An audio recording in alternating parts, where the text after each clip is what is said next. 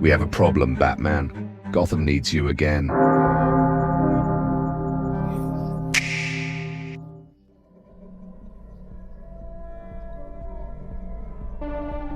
Lucifer Morningstar, also known as Samael the Lightbringer, the Morningstar.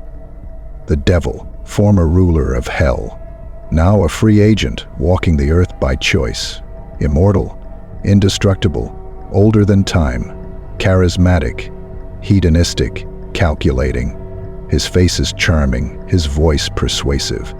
But behind the smile is the first rebel in creation, the architect of pride, the pioneer of disobedience. He doesn't just defy authority, he embodies the concept of defiance itself. And that makes him a threat beyond physical power, because he doesn't just fight systems, he destabilizes them. Slowly, elegantly, like a smile hiding sharpened teeth. He walks among humans not to rule, but to be seen, to feel, to indulge, but never mistake that for weakness. The devil doesn't need to conquer Earth to break it, he just needs to speak. He's convinced angels to question God. He's made mortals fall in love with damnation. His power is subtle, psychological, philosophical. And if he ever decides humanity deserves punishment, he won't use fire. He'll use truth, the kind that cracks people from the inside out, the kind that makes justice feel like cruelty. He doesn't burn bridges, he whispers until they collapse. Lucifer has performed acts that defy the very concept of physics. Stopped time, warped memory, commanded miracles. He's immune to conventional harm. Bullets, blades, disease, none apply. He can see through lies, pierce psychological defense, and hold court with entities that make gods look small. He left hell not because he was exiled, but because he wanted to. That alone says more than any file I could pull. He is unbound, and that means the rules I live by don't hold him. He's contained by one thing: interest. As long as he's entertained, engaged, and emotionally distracted, he behaves. That's not control, that's delay. When he grows bored of wine, women, and solving murders, he'll look up at the stars and remember that once upon a time he ruled billions. And if the wrong person dies, if the wrong injustice goes unanswered, he'll take up the throne again, but this time, not in hell. Surveillance is symbolic more than practical. He allows observation when it amuses him, when it flatters him. Every camera, every bug, every satellite I've used, he's noticed. And he smiled. So I shifted strategy. Instead of watching him, I watch what changes around him. People near him become bolder, crueler, freer. That's the pattern. He infects not through command, but through suggestion. That's the trail I follow. The emotional damage, the moral cracks.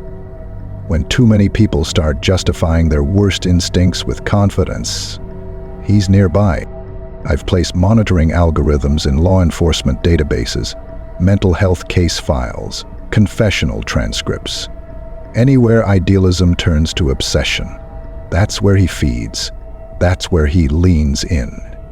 He won't strike with fire. He'll talk someone else into doing it, and they'll say it felt right. I don't plan to kill him. That's impossible. I plan to limit the fallout. His influence. I'm working on resonance disruptors tuned to his vocal frequency, not to silence him, just to distort the impact of his words, make truth feel cold instead of liberating. That won't stop him, but it might slow the rate at which others fall under his sway. I've also seeded the atmosphere in Gotham with chemical triggers keyed to emotional spike patterns.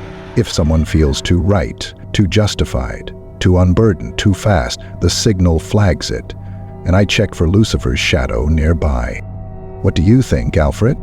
I think if the devil truly walks among us, sir, then our task isn't to defeat him. It's to make sure we remain something he doesn't want to destroy. But you already know that. What you're really doing is planning for the day he stops pretending to care. Exactly. That's when everything changes. I've developed a metaphysical failsafe in partnership with allies who specialize in the supernatural.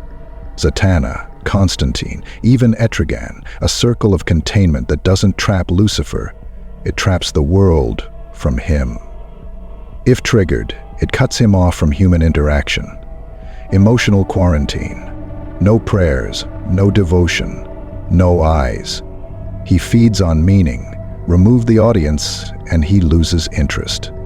The plan isn't to beat him, the plan is to bore him. If he resists, I initiate Protocol Hollow, not a fight, a simulation, an artificial version of Earth, constructed to hold his attention forever, populated by synthetic souls, fabricated dilemmas, and endless moral puzzles. It will give him what he wants, a playground of complexity, a never-ending story. If we do it right, he'll never know it's fake, or if he does, he won't care. He'll stay inside because it's better than what we have to offer. If I fall, all records go live. Proof of his identity, his influence, his failures. Not to punish him, to remind him.